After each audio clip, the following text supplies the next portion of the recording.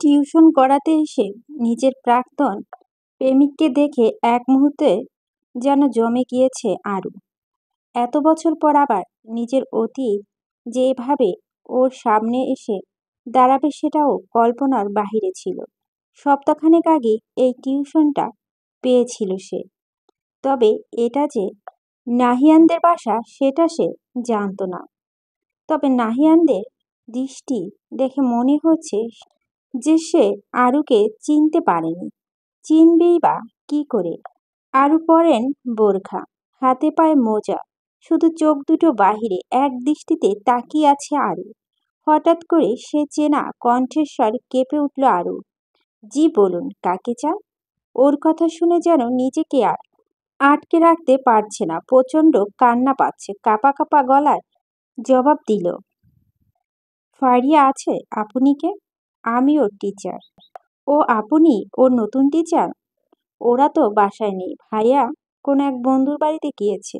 তবে আপনি ভিতরে আসুন, আমি ফোন করে জানাচ্ছি ওদের। না না, আমার আরও টিউশনিতে যেতে হবে। ও আসলে বলবেন কাল যেন সঠিক সময় রেডি হয়ে থাকে। বলে কোনো মতে পিছন ফিরল আরু। নাহিয়ানদের সামনে থাকতে চাচ্ছেন না আর আরু। তা না হলে আবারও নতুন করে ওর প্রতি দুর্বল হয়ে পড়তে পারে। কিন্তু এত বছর পর সে চায় না আরিয়ানের প্রতি দুর্বল হতে, আর চায় না আবার কোনো কষ্ট পেতে। অনেক কষ্টে নিজেকে সামলে নিয়েছে, আর পারবে না একই রকম কষ্ট বারবার পেতে। দ্রুত পা চালিয়ে চলে এলো সেখান থেকে। নাহিয়ান দাঁড়িয়ে পিছন থেকে দেখতে লাগলো আরুকে। খুব চেনা লাগছে মেয়েটাকে, চোখ দুটো ভীষণ চেনা ওর। আরু? না না, আরু কি করে হবে? ধুর, আমি কি সব ভাবছি? ও এতদিন নিশ্চয় বিয়ে করে সুখে আছে। আমিও কি সব যে ভাবছি? বলে দরজা আটকে ভিতরে চলে গেল। আরও কাজ কোনো কিছুতেই মন বসছিল না।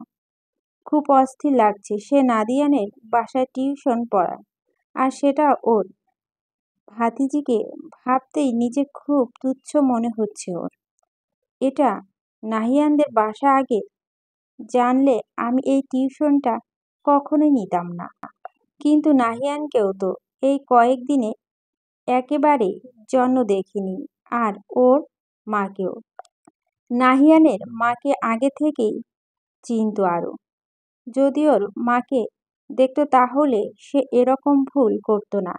তাড়াতাড়ি বাকি টিউশনগুলো শেষ করে বাড়ির দিকে রওনা দিল। মাথায় এখন শুধু একটা কথাই ঘুরছে, সে ওর নাহিয়ানদের বাসায় টিউশন করাতে হবে। রাস্তার হাঁটতে হাঁটতে ওর চোখের সামনে ভেসে উঠল 5 বছর আগের সেই পুরানো স্মৃতি। চলে যাচ্ছি অতীতে। ফুচকার দোকানের সামনে বান্ধবী সানজিদাকে দাঁড়িয়ে থাকতে দেখে রিকশা থেকে নেমে দৌড়ে আসলো আরু। কারণ সানজিদা গত 1 ঘন্টা যাবৎ সেখানে দাঁড়িয়ে আরুর জন্য অপেক্ষা করছে। তাই কোনো দিক না তাকিয়ে সোজা দৌড় লাগিয়েছিল সে। কিন্তু কিছু দূর যেতে না যেতেই একটা মেয়ে এসে ওর বোরখা টেনে ধরে বলল, আপু, আপু, একটা ফুল নিবেন? মেয়েটার কথা শুনে পিছন ফিরে তাকিয়ে দেখে বছর 6 একটা মেয়ে, জীর্ণ শীর্ণ পোশাক, উস্কো শুষ্ক চুল, মুখে দারিদ্র্যের ছাপ। এরপরও প্রাণোচ্ছল্ল হাসি নিয়ে ফুল হাতে দাঁড়িয়ে আছে। মেয়েটাকে দেখেই মায়া লাগলো আরুর। ও বাচ্চাটার সামনে বসে ওর চুলে হাত বুলিয়ে দিয়ে বলল, নাম কি তোমার? আমার নাম পুষ্প। বাহ, অনেক সুন্দর নাম। আপু, একটা ফুল নিবেন? কত টাকা ফুল? একটা 10 টাকা। আচ্ছা, আমাকে 5টা দাও।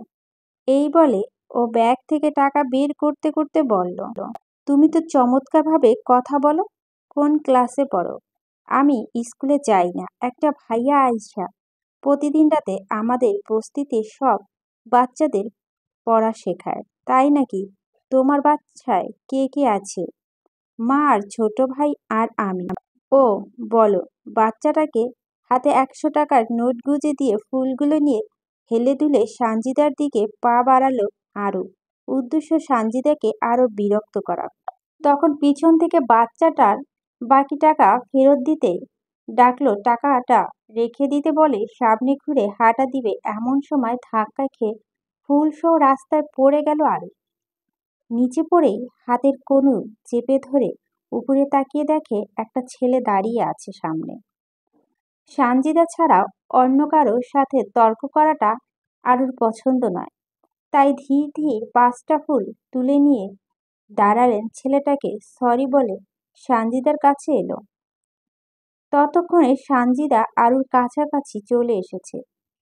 সে কিছু বলতে যাবে তার আগেই আরু ওকে নিয়ে ফুচকার দোকানের দিকে পা বাড়ালো। আর ছেলেটা যেন অবাক দর্শক হয়ে আরুর কাণ্ড দেখছে। আরুর কাজে সানজিদা ওকে বেশ বকাঝকা করলেন বটে, কিন্তু আরু ওকে বুঝিয়ে সুঝিয়ে ঠান্ডা মাথা করালো। এরপর ফুচকা খেয়ে সারাদিন ঘোরাঘুরি করে বাসায় ফিরল তারা। কাল থেকে ওদের ভার্সিটি জীবন শুরু। তাই দুটির বেস্টু মিলে একটু ঘোরাঘুরির উদ্দেশ্য বেরিয়েছিল। প্রথম দিন আজ, তাই ক্লাস তেমন হচ্ছে না। দুটো ক্লাস পর বেরিয়ে এসে দুজনে মিলে ভার্সিটি ক্যাম্পাসে ঘুরে দেখেছিল। তখন কেউ ওদের এই যে কালো বোরখা আর চাশমিশ বলে ডাক দিল। আশেপাশে তাকিয়ে কয়েকটা ছেলেকে দেখে বুঝতে পারল যে এরা ডেকেছিল। সানজিদা একটু বদরাগী মেশে বুঝে গিয়েছিল যে এরা নির্ঘাত কোনো র‍্যাক দিতে ডেকেছে। তাই বলল, শোন আরু, ওদের থেকে দূরে থাকাই ভালো। ক্লাসে চল, তা না হলে ওরা আমাদের হাল বেহাল করে দেবে। বলেই আলু হাত টানতে টানতে ক্লাসের দিকে নিয়ে যেতে লাগলো, কিন্তু তার আগেই সেই দলের একজন এসে ওদের সামনে দাঁড়িয়ে বলল, ডাকছি যে কথা কি কানে যাচ্ছে না? ও আমাদের ডাকছিলেন? আসলে আমাদের দুজনেই কারো নাম কালো বোরখা বা চাশমিশ না, তাই বুঝতে পারিনি। বাহ, আজ কলেজের প্রথম দিন আর এত অ্যাটিটিউড? Good, very good. সানজিদার কথায় আরো বেশ ভয় পেয়ে গেলেন। তাই পাশ থেকে সানজিদার মাথায় ঠুসি মেরে বলল, এই কি করছিস, চুপ কর। আরুকে ফিস ফিস করতে দেখতে ছেলেটা বলল, এই কি ফিস ফিস করছো? না ভাইয়া, কিছু না, আসলেই সরি, আমরা বুঝতে পারিনি আমাদের ডাকছে। বলি সানজিদার হাত টেনে নিতে গেলে সে আরুর হাত ছেড়ে দিয়ে বলল, এই তুই একদম চুপ করে থাকবি। এদের কথা ভিতরে ছেলেটা দলে বাকিরা সেখানে উপস্থিত হলো। আর ছেলেটা রেগে জোরে সানজিদাকে ধমক দিয়ে চুপ করতে বলল, যার ফলে আরু আর সানজিদা ভয়ে কেঁপে উঠল। দুজনে হার্টবিট যেন দ্বিগুণ হয়ে গেল ভয়ে ভয়ে। তোদের তো ভালোর জন্য ডেকেছিলাম, কিন্তু তোমরা ভালো যোগ্য নয়। এই মেয়েটা ভালো, তুমিও যদি ওর সাথে চলে যেতে তাহলে হয়তো আমি কিছু করতাম না, কিন্তু এখন তোমাকে ছাড়ছি না। ভাইয়া প্লিজ, সরি বলছি তো। আর আপনি আমাকে যা বলার বলুন, ওকে ছেড়ে দিন, ও খুব ভালো মেয়ে। ভয়ে কাঁপতে কাঁপতে সানজিদা কথাটা বললেন। ছেলেটা বাঁকা হেসে আরুর দিকে তাকিয়ে বলল, বাহ, এতক্ষণ সিংহের মতো গর্জন করেছিলে, আর এখন ভেজা বিড়াল হয়ে গেলে। আর বেশ আইডিয়া দিলে তো। মনে তো হচ্ছে দুজনে বেশ ভালো বন্ধু। তাহলে একে শাস্তিটা দেয় কি করে বলো? তাহলে ওটাও শাস্তি পাবে আর অনুতপ্ত হবে। ছেলেটার কথা ওর বন্ধুসহ আরু আর সানজিদাও যেন অবাক চোখে তাকালো। এরপর আর বন্ধুদের মাঝে একজন বলে উঠল, মেহেদি, কি বলছিস এসব? পাগল হয়ে গেছিস? র‍্যাক দিবি তুই? নাহি জানতে পারলে আজ তো গিলে খাবে। আর ছাড়াও তো এই মেয়েটা তো কোনো দোষ নেই। যার দোষ তাকে শাস্তি দে, সেটা পরে দেখা যাবে। এই মেয়ে আমাকে অ্যাটিটিউড দেখায়, এত সাহস! একে তো ছাড় দিবই না আমি কোনো মতে। আর একে শাস্তি দিলেও ও শাস্তি পাবে, বুঝলি? বলে আরুর দিকে তাকিয়ে বলো, শোনো মেয়ে, মাঠে গিয়ে দেখবে যে ছেলেটা পিক শার্ট বা টি শার্ট পরা, তাকে গিয়ে প্রপোজ করবে। আরু সাধারণত শান্তশিষ্ট মেয়ে, কিন্তু রেগে গেলে পুরো রণচণ্ডী। এখন এই মেহেদি নামে ছেলেটির কথা শুনে সে প্রচন্ড রকমের রেগে গেছে। চোখ দুটো লাল হয়ে আছে। রেগে গিয়ে ছেলেটাকে বলল, অনেক অসভ্য দেখেছি আমি আমার জীবনে, কিন্তু আপনার মতো অসভ্য আমি এই প্রথম দেখছি। মেয়েদের সম্মান দিতে শিখেননি। কি করে পারলেন আপনি আমাকে এই কথাটা বলতে? আর আমার ফ্রেন্ড যা বলছে এজন্য আমি আপনাকে সরি বলছি। আর আপনি কি করে ভাবলেন যে আমি আপনার কথা মতো কাজ করব? মেয়েদের সম্মান দিতে শিখুন। আপনি সিনিয়র বলে এই নয় যে আপনার কথা মতো চলতে হবে। ফার্দার কাউকে এরকম আজে বাজে ট্রাস্ট দেওয়ার আগে কমপক্ষে 1000 বার ভাববেন। সবাইকে নিজের মতোই সেলফলেস ভাববেন। আরও কথার মাঝেই সেখানে আরেকটা ছেলে এসে উপস্থিত হলো। ওকে দেখে বাকি ফ্রেন্ডরাও নাহিয়ান নাহি বলতে বলতে সেদিকে গেল। আর নাহিয়ানকে দেখে আরো বেশ অবাক হলো। এটা কালকে সে ছেলেটা যার সাথে আরো ধাক্কা খেয়েছিল। নাহিয়ান হয়তো চিনতে পেরেছে, তাই ওদের সামনে এসে কিছু বলতে যাবে তার আগে আরো তেরে নাহিয়ানের সামনে এসে বলল, ফ্রেন্ড হয়ে সাপাই গাইতে? ফ্রেন্ডের সাপাই না গিয়ে ফ্রেন্ডকে মেয়েদের সম্মান দিতে শেখান, বলেই আরু সানজিদার হাত টেনে সেখান থেকে চলে গেল। আর নাদিয়ান বাকিদের থেকে সবটা শুনে রেগে মেহেদিকে বকাঝকা করল।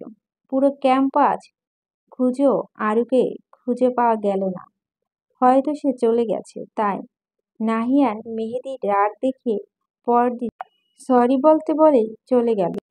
কলেজে প্রবেশ করতেই কোথাও থেকে যেন মেহেদি বিদ্যুৎ গতিতে তারুর সামনে এসে দাঁড়ালো। এভাবে হঠাৎ সামনে আসায় ভয়ে 2 কদম পিছিয়ে গেল আরু। এরপর আবার কালকের কথা মনে পড়তেই মেহেদিকে উপেক্ষা করে চলে যেতে নিল পিছন থেকে কেউ হাত টেনে ধরল। মেহেদি ধরেছে ভেবে রেগে পিছন ফিরে তাকিয়ে কিছু একটা বলতে যাবে, তখন দেখে নাহিয়ান ওর হাত ধরে আছে। আপনি? আমি আসলে কাল আমার বন্ধু যা করেছে তার জন্য তোমাকে সরি বলতে এসেছি। ও, আর আপনি কি তা হয়ে সাপাই গাইতে এসেছেন? না, তেমন কিছু না। আমিও কাল ওকে রাগ দেখিয়েছি, সরি বলতে বলছি। কিন্তু তুমি তো রাগ দেখিয়ে চলে গেলে, তাই আমি এলাম তোমাকে সরি বলতে। এতক্ষণ নাদিয়ান আরুর হাত ধরেছিল।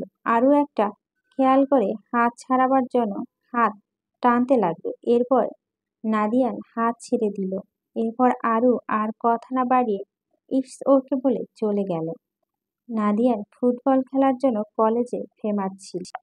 দারুণ ফুটবল খেলতো। কলেজে ফুটবল ম্যাচ ছিল, তাই 2 ক্লাসের পর ছুটি দিয়ে দিয়েছে কলেজ।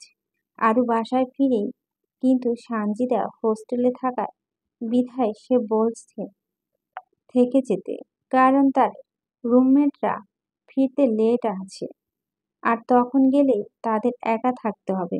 না না করেও থেকে গেল আরু। হিজাবের একটা পিন মাথায় গেঁথে গেছে প্রায়। সেটা ঠিক করতে সানজিদাকে নিয়ে কমন রুমে গেল আরু, কারণ কমন রুমে এখন ফাঁকা ছিল। সবাই নিচে। হিজাব দ্বারা দ্বিতীয়বার পড়া প্রায় কমপ্লিট, শুধু নেকার বাঁধা বাকি আছে। তখন কিছু একটা শব্দ শুনে পিছন ফিরে দেখে সানজিদার পাশে নেই। শব্দটা কোথায় থেকে এসেছে তা খুঁজতে খুঁজতে দরজার কাছে আসলেই একটা ধাক্কা খেলো। মাথায় হাত দিয়ে সামনে তাকাতেই দেখলো নাহিয়ান চোখ বড় বড় করে তাকিয়ে আছে। এভাবে তাকানোর কোনো কারণ খুঁজে পেল না আরু। কিন্তু হঠাৎ যখন মনে পড়ল সে নেকার বাঁধেনি, তখন তাড়াতাড়ি নাদিয়ানের দৃষ্টি আড়ালে চলে গেল। কমন রুমে দরজা নক করে তাড়াতাড়ি আয়নার সামনে ফিরে এসে নেকার বেঁধে ব্যাগ নিয়ে দরজা খুলে দাঁড়ালো। নাদিয়ান তখন কমন রুম থেকে কিছুটা দূরে মেহেদির সাথে দাঁড়িয়ে আছে, তবে তার দৃষ্টি আরুর দিকে। আরো কিছুটা অস্বস্তি বোধ হচ্ছে, কিন্তু সানজিদাকে খুঁজতে ভেবে সেখানে দাঁড়িয়ে আছে। এরপর সানজিদা এলে সে সানজিদাকে বলে বাসায় চলে গেল। সানজিদা জোর করলো, কোনো লাভ হলো না। পরের দিন কলেজে এসে দেখলো কলেজে সেলিব্রেশন চলছে। নাদিয়ান গত ম্যাচটা জিতেছে। সেই উপলক্ষে ক্লাসে গিয়ে দেখে পুরো ক্লাসরুম সে গিয়ে নিজেকে সিটে বসলো, মাথা নিচু করে বই বের করে নিজের পড়া মনোযোগী দিয়েছে। হঠাৎ বইয়ে হলুদ গোলাপ পড়ল, মাথা তুলে দেখে নাদিয়া দাঁড়িয়ে আছে কিউট একটা হাসি দিয়ে। এভাবে ওকে দাঁড়িয়ে থাকতে দেখে ভুরু কুঁচকে তাকালো। এরপরে জিজ্ঞেস করলো, জি কিছু বলবেন? আরুর কথা অপেক্ষায় যেন ছিল সে। আরু কথাটা বলা মাত্রই সামনের বেঞ্চে বসে আবার আগের মতো হেসে হাত এগিয়ে দিয়ে বলল, ফ্রেন্ডস। এইবার আরু অবাক হয়ে গেল। ফ্রেন্ডস? চিনে না জানে না হঠাৎ আপনি এসে বললেন ফ্রেন্ডস, আর আমি আপনার সাথে ফ্রেন্ডশিপ করে নিব? ইম্পসিবল। দেখুন আমার পড়া আছে, আপনি এখন আসুন। ও, এই ব্যাপার? চিনি না তো। কি হয়েছে? পরিচিত হতে কতক্ষণ? আমি নাহিয়ান আহমেদ, এমবিএ করছি। বাবা রিটায়ার্ড ম্যাজিস্ট্রেট, মা হাউসওয়াইফ, বড় ভাই আছেন একজন, ভাইয়া আর্মিতে আছেন। আর হয়েছে, আমি আপনাকে বায়োডাটা দিতে বলিনি। দেখুন, আমি আপনার সাথে ফ্রেন্ডশিপ করতে পারবো না। এখন আপনি আসতে পারেন। হোয়াটস? আসতে পারেন মানে? অপরিচিত কারোর সাথে ফ্রেন্ডশিপ করো না? এখন পরিচিত হতে আইছি, সেটা দিচ্ছ না। সত্যি করে বলো তো, কাহিনী কি? মানে? কিসের কাহিনী? কোনো কাহিনী নেই, আমার পড়া আছে। মানে? তুমি কি কালকের জন্য আমার সাথে এরকম বিহেভ করছো? দেখো, এটা একটা অ্যাক্সিডেন্ট ছিল, আর আমি প্রথম দিন থেকেই তোমার সাথে ফ্রেন্ডশিপ করতে চাইছি, কিন্তু ডাফাডার জন্যই প্রথম দিন তুমি হার্ট হয়েছিলে। আর এরপর আমিও ব্যস্ত ছিলাম, তাই আর তেমনভাবে কথা হয়ে ওঠেনি। আজ ফিরে আছি, তাই কথা বলতে এলাম। আপনি আসুন প্লিজ। কেউ এভাবে আপনাকে আর আমাকে এখানে দেখে ফেললে খারাপ ভাববে। আপনার কিছু হবে না। সবাই আমাকে খারাপ বলো প্লিজ। এ ব্যাপারে পরে কথা বলবো প্লিজ। নাদিয়ান হয়তো বুঝতে পেরেছে, তাই সে কথা না বলে উঠে দাঁড়িয়ে আরুর কলম নিয়ে ওর খাতায় নাম্বার লিখে দিয়ে চলে গেল। এরপর পিছনে ফিরে বলল, আজ ক্লাস হবে না। তুমি এখানে একা বসে থেকো না, বাসায় চলে যাও। আর কাল ফ্রাইডে প্লিজ, যদি আমার উপর সামান্য ট্রাস্ট থাকে তো ফোন দিও। ফোনের কথা বলি, নিশ্চয়ই কোনো সমস্যা নেই। নাদিয়ান চলে গেল, আরও সেদিকে তাকিয়ে আছে। এরপর ব্যাগ গুছিয়ে চলে গেল। বাসায় গিয়ে ফ্রেশ হয়ে বাবার কাছে গেল। আরু বাবা রেলওয়ে চাকরি করেন। বাবার ঘরে গিয়ে দেখে বাবা নেই, তাই আবার ফিরে এসে নিজের রুমে গেল। জোহরের আজান দিলেই নামাজ পড়তে খেয়ে সে ঘুমিয়ে পড়ে। সন্ধ্যা মাগরিবের নামাজ পড়ে বই নিয়ে বসে খাতাটা খুলে নাদিয়ানের নাম্বারে চোখে পড়তেই বেশ কিছুক্ষণ নাম্বারটার দিকে তাকিয়ে থাকলো। কি করবে বুঝতে পারছে না। এরপর নাম্বারটা ফোন তুলে নিল। ডায়াল করতে গিয়ে আবার কেটে দিল। শুক্রবার রাতে দরজা বন্ধ দিয়ে বারান্দায় চলে গেল আরু ফোন নিয়ে। নাদিয়ানকে কালকের জন্য ধন্যবাদ জানানো উচিত, তাই নাদিয়ানের নাম্বার বের করে হ্যাঁ না করতে করতে কল দিয়ে দিল। ডায়াল হচ্ছিল, দুবার বেজে উঠতেই ওপাশ থেকে কল কেটে দিল। তাই আরও ফোন রেখে গিয়ে ঘুমিয়ে পড়ল। ফোনের আওয়াজে ঘুম ভেঙে গেল আরও। ঘুম ঘুম চোখে ফোন হাতে নিয়ে দেখে আরিয়ানের নাম্বার থেকে কল এসেছে। ফোন রিসিভ করে সালাম দিতেই ওপাশ থেকে সালামের জবাব দিয়ে কেমন আছো জিজ্ঞেস করলো আরিয়ান। আলহামদুলিল্লাহ। আপনি? আলহামদুলিল্লাহ। আপনি কি করে বুঝলেন যে এটা আমি? মনে হলে এটা তোমার নাম্বার। আর দেখো, মনের কথা শুনলাম আর সেটা মিলে গেল। তো কি করছিলে এতক্ষণ? তুমি ফোন দেওয়ার 5 মিনিট পর ট্রাই করলাম, রিসিভ করলে না আর। ও, আমি ঘুমিয়ে পড়েছিলাম। সরি, তোমার ঘুম ভাঙলাম। আচ্ছা, তুমি ঘুমাও তাহলে। আচ্ছা ঠিক আছে, ভালো থাকবেন, আল্লাহ হাফেজ। বলে ফোন কেটে দিল আরু। ও যেন দম বন্ধ হয়ে আসছিল এতক্ষণ। একটা ছেলের সাথে এভাবে এতক্ষণ এই প্রথম কথা বলছে, তাই বেশ আনইজি লাগছিল। ফোন রেখে আবার ঘুমিয়ে পড়ল। আর সানজিদা আসেনি। আরও একটা ক্লাস করছিল, তখন একটা নতুন মেয়ের সাথে পরিচয় হলো। মেয়েটার নাম তিথি। মেয়েটা বেশ ভালো, দুজনে বেশ ভালোই জমছে। ক্লাস শেষে লাইব্রেরি দিকে পা বাড়ালো আরও। আর তিথি লাইব্রেরিতে বই পড়ছিল। এমন সময় নাহিয়ানের মেসেজ, তাড়াতাড়ি কলেজে বাইরে কফি শপে এসো।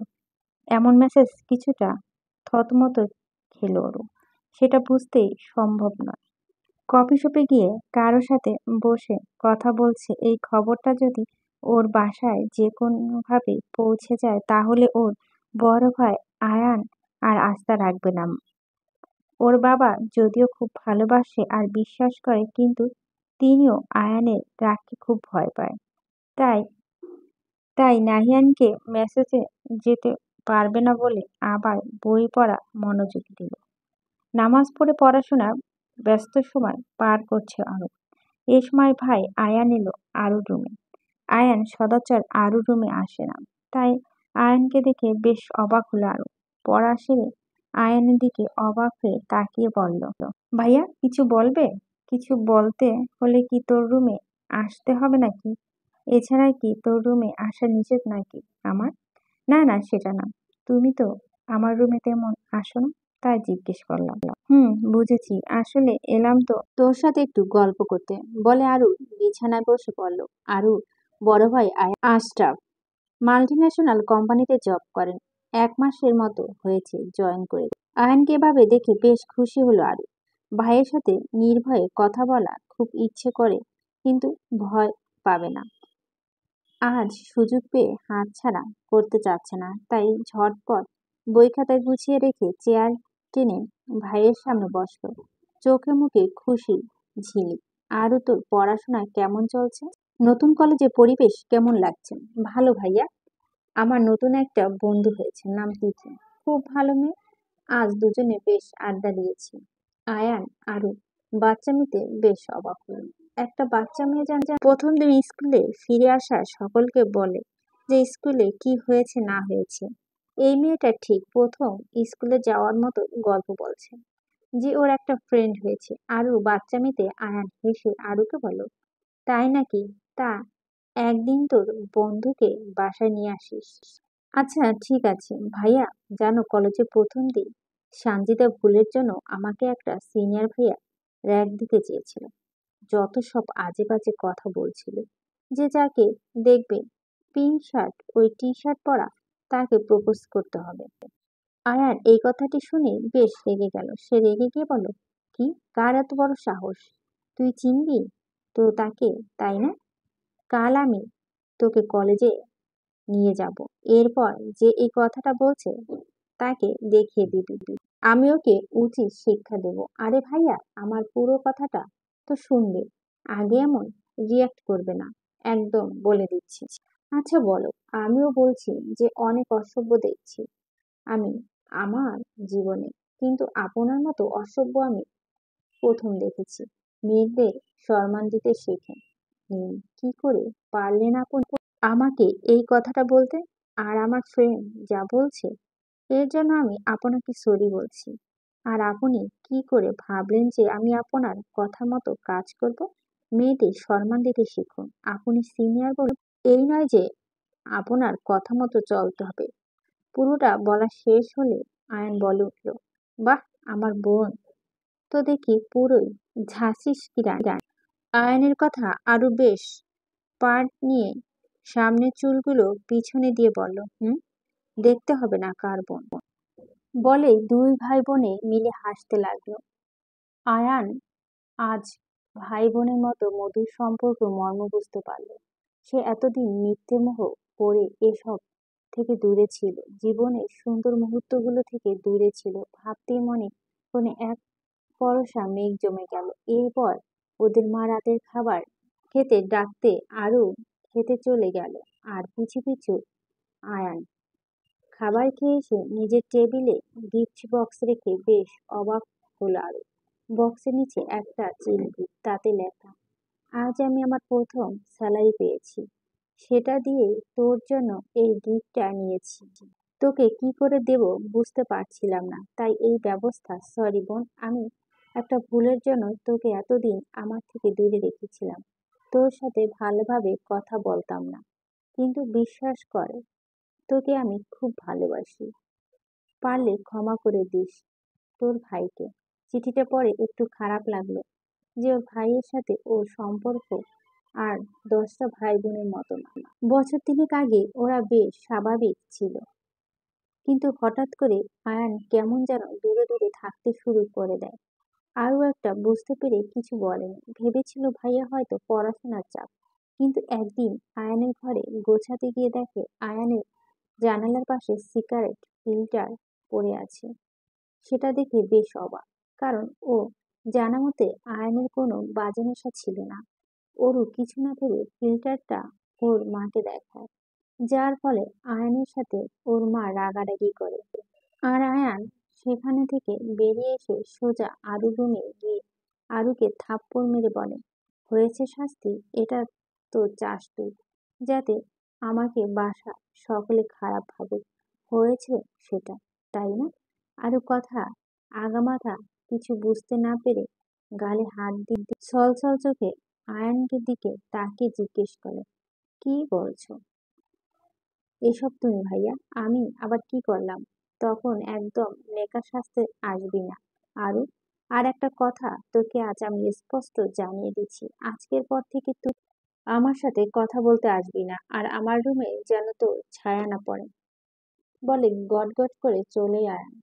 আর আরু আয়ানের কথা বেশ আঘাত পেল। যেখানে বাবা মা আজ অব্দি ওর গায়ে হাত তোলেনি, সেখানে ভাইয়ের হাতে মার খেতে বেশ অভিমান হলো ওর। সেই দিনের পর থেকে আয়ানের রুমে ধারের কাছে যায় না ও। কিন্তু নানাভাবে কথা বলার চেষ্টা করছে, কিন্তু কোনো লাভ হয়নি। চিঠি পড়ে খারাপ লাগলো, ভাই গিফট করেছে ভেবে খুশিতে লাফিয়ে উঠে গিফট খুলে দেখে ভিতরে অনেকগুলো চকলেট আর একটা ফোন।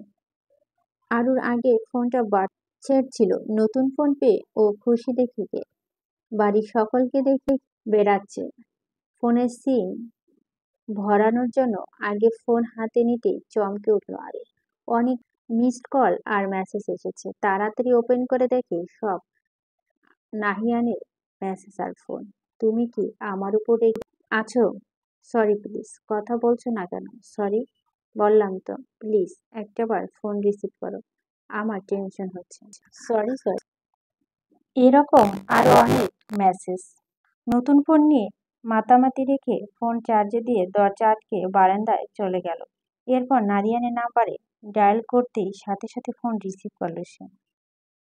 সালাম দিয়ে, সরি তুমি আমার উপর রেগে থেকো না প্লিজ, আমি বুঝতে পারিনি যে তুমি রেগে যাবে, আর কখনো তোমাকে আমি কোথাও দেখা করতে বলবো না।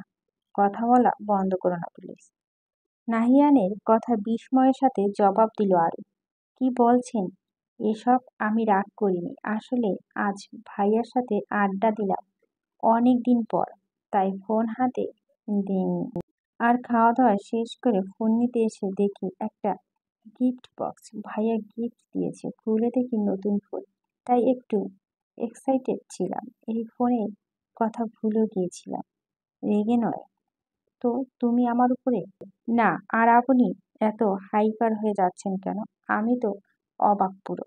আর প্রশ্ন বেশ লজ্জা পেল আরিয়ান, তাই কথা ঘুরে চেষ্টা করলো, আচ্ছা তোমার নামটা, আই মিন তোমার পরিচয়টা কিন্তু আমি এখন জানি না। ও সরি, হাই, আমি আরুষা বিনতে আশরাফ। বাবার নাম আশরাফ রহমান, বাবা রেলে আছেন। মায়ের নাম রাশেদা বেগম, মা গৃহিণী। বড় ভাই আছে একটা, নাম আয়ান বিন আশরাফ। Arusha nice name. আর কোনো নাম নেই? আর নাম বলতে সবাই আরু বলেই ডাকে। That's great. আরু, কাল কলেজে নবীনবরণ অনুষ্ঠান, আসবে না? না, এসব ফাংশন যেতে ভালো লাগে না। আরে এসো না, দেখো ভালো লাগবে। এরপর নাহিয়ানের বেশ জোরাজুরিতে আরু রাজি হলো যেতে। শুধু নাহিয়ানের জোরাজুরি বলে ভুল হবে, বিকেলের দিকে সানজিদাও ফোন করে অনেকক্ষণ বলছে যেতে, তাই ভাবলো গেলে ভালোই হয়, তাই রাজি হয়েছে। তবে বাদ সাধলো শাড়ি পরে যাওয়ার কথা। নাহিয়ান বলছে শাড়ি পরে যেতে, সানজিদাও বলছিল সে নাকি শাড়ি পরে যাবে। আরও নাহিয়ানকে না করলেও কথা শুনল না। সে বলো শাড়ি পরে হিজাব পরতে, তারপর শাড়ি পরতে। অগত্যা কি আর করার, অবশেষে রাজি হলো। এরপর বেশ কিছুক্ষণ কথা বলে ফোন রেখে দিয়ে ঘুমিয়ে পড়ল। অতীত ছেড়ে বর্তমান হাঁটতে হাঁটতে কখন যে বাসায় ফিরে এসেছে আরও বুঝতেই পারেনি। হঠাৎ মায়ের আওয়াজে ঘোর কেটে গেল। লক্ষ্য করলো সে দরজার সামনে দাঁড়িয়ে আছে, আর ওর মা দরজায় দাঁড়িয়ে আছে। মাকে পাশ কাটিয়ে বাসায় ঢুকতে মায়ের প্রথম প্রশ্ন শুরু হয়ে গেল, কি রে, কি এত ভাবছিস? এসে থেকে দেখছি অন্যমনস্ক হয়ে আছিস। জানিস তোকে আমি প্রায় 10 মিনিট ধরে ডাকছি। আমি তো ভয় পেয়ে গিয়েছিলাম। শরীর ঠিক আছে তো তোর? মাকে কিছু বুঝতে না দিয়ে স্বাভাবিক হওয়ার চেষ্টা করে বললাম, হ্যাঁ মা, আমি ঠিক আছি। মা, ভাইয়া কোথায়? আয়ান তো অফিসে, ফিরেনি এখনো। শোন না মা, তোর সাথে আমার খুব প্রয়োজনীয় একটা কথা ছিল। হ্যাঁ বলো। আয়ানটাকে এত করে বলছি যে বিয়ে করে নিয়ে, কিন্তু ও কোনো মতেই রাজি হচ্ছে না। ওর সাথে একটু কথা বলে দেখ না মা।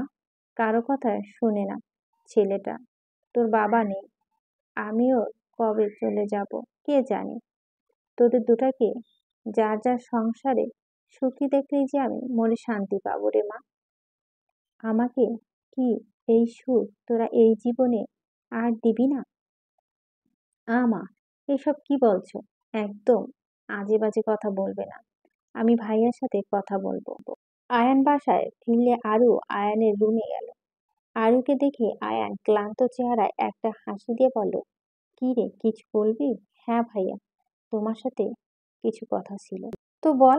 ভাইয়া, মা বলছিল যে তুমি নাকি বিয়ে করতে চাচ্ছ না। আরও আমি আমার জীবনে আর কখনো মা আর তোকে ছাড়া অন্য কোনো মেয়েকে বিশ্বাস করতে পারবো না। মানে কি বলছো এসব ভাইয়া? যা বলছি ঠিক বলছি, কিন্তু কি হয়েছে সেটা তো বলবে। শুনবি তুই? আচ্ছা, আমি ফ্রেশ হয়ে এসে বলছি, একটু অপেক্ষা কর।